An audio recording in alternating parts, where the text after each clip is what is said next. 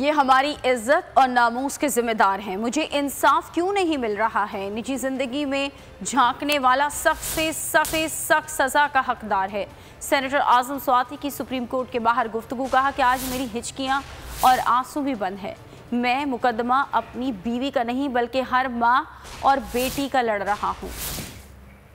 क्यों पाकिस्तान की माँ को इंसाफ नहीं मिल रहा? इस जगह में इन सारी बेटियों का, इन सारी माँओं का मुकदमा लेके जाऊं। अगर दूसरे के घर में कोई झांकेगा तो सख्त से सख्त सजा का मुर्तकब होगा। आज देखिए जिस अज़म से मैं खड़ा हूँ, मेरी हिचकियाँ भी बंद हैं और मेरे आंसू भी बंद हैं, इसलिए कि ये मुकदमा मैं अपना नहीं, अपनी हलाल की बीवी का नहीं बल्कि पाकिस्तान की हर माँ का और हर बेटी का लड़ रहा हूँ।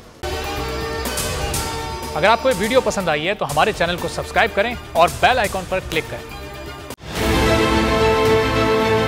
बहुत अच्छी कवरेज की है। ये मार्च की तो जबरदस्त कवरेज थी। बॉल की प्रॉब्लम सबसे बेस्ट थी। सबसे ज्यादा रील्स और सबसे ज्यादा रेटिंग के साथ बोल रहा नंबर 1। सब्सक्राइब करें और बेल दबाएं ताकि कोई खबर रह न जाए।